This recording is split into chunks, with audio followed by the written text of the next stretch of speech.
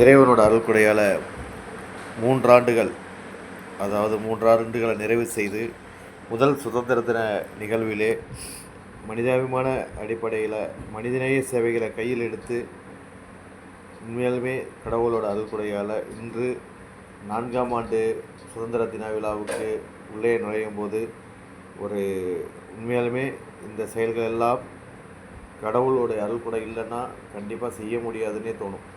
ஒரு ஆட்டோ ஓட்டுநர்களால் இவ்வளோ சேவைகள் செய்ய முடியும்னு சொன்னால் அது கடவுளோட அருள்கொடை இல்லாமல் கண்டிப்பாக நடக்கவே நடக்காது. நாங்கள் ஒரு நிகழ்ச்சியை முடிவு செய்வோம், அதில் யார் பலனளிப்பதுன்னு சொன்னால் கடவுள் கண்டிப்பாக அதில் பலன் கொடுத்து மக்களுக்கு பயனடைய வைப்பார். அதில் எங்களுடைய சமூக ஆர்வலர்கள், சகோதர சகோதரிகள் அவர்கள் கொடுக்கின்ற நன்கொடைகள், பங்களிப்புகள் மிக மிக முக்கியமானது. அதற்கு நன்கொடைகளையும் பங்களிப்பும் கொடுக்க வைக்கிறது கூட யாருன்னு பார்த்தீங்கன்னா கடவுள் தான், இறைவன் தான் இவங்க நன்மையான காரியங்கள் செய்கிறாங்க, நீங்கள் உங்கள் கூட சேர்ந்து செய்யுங்கன்னு சொல்லி வழங்குகிற அத்தனை காரியங்களும் இந்த 3 ஆண்டுகள் எண்ணிலடங்கா சேவைகள். அதை நம்ம பட்டியலில் போடவும் முடியாது, அது சொல்லவும் முடியாது. ஆனால் மக்களுக்கு பயனளித்ததா இல்லையா என்று மக்களை தேடி சென்று கேட்டு பார்த்தால் மக்களுக்கு உண்மையாலுமே பயனளித்ததனுடைய விளைவு தான் இன்றைக்கி நம்ம உறுப்பினர்கள் தங்களுடைய வேலை பணிகளையும் கூட விட்டுட்டு இதில் மனநிறைவோடு செய்கிறாங்கன்னு சொன்னால் இந்த மனிதநேய செயல்களும் மனிதநேயம் தானே நம்மளோட அடையாளம் அப்படிங்கிறத